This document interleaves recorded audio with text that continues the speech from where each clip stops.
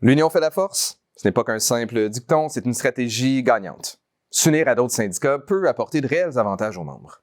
Au cours des derniers mois, nous avons analysé plusieurs propositions d'alliance avec rigueur et transparence. Après avoir appliqué une grille d'analyse précise et sondé vos préférences, 3 scénarios ont été écartés.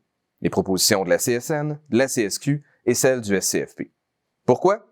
D'abord parce que les cotisations étaient jugées trop élevées.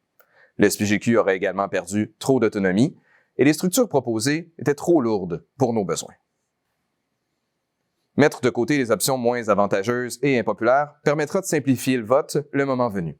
D'ici là, nous allons aussi pouvoir concentrer nos énergies sur une option prometteuse, soit la création d'une fédération avec le syndicat de la fonction publique et parapublique du Québec, le SFPQ, et le syndicat des professeurs de l'État du Québec, le SPEC. Cette avenue s'est démarquée tant dans les débats de nos instances syndicales que dans le sondage auquel vous avez répondu, pour plusieurs raisons. D'abord parce que nous sommes présents dans les mêmes milieux de travail.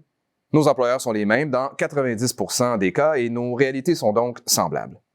Cette cohabitation permettrait notamment de coordonner les moyens de pression pour augmenter notre rapport de force à la table de négociation. Regroupant 80 000 membres, cette fédération deviendrait un acteur incontournable au Québec, autant dans les médias qu'auprès des décideurs. Chaque syndicat conserverait également une grande autonomie décisionnelle. La collaboration entre les syndicats membres permettrait une meilleure protection contre le maraudage par d'autres organisations syndicales également. Cette nouvelle fédération aurait une structure légère, donc elle n'entraînerait pas de frais supplémentaires, en plus de l'augmentation qui vous est déjà proposée. Certains services seraient regroupés pour optimiser nos ressources. Nous pourrions produire, par exemple, des mémoires et des campagnes publicitaires communes. Alors, pourquoi ne pas voter tout de suite, vous me demanderez? C'est qu'il reste des détails importants à régler avant de vous présenter une proposition complète et bien ficelée.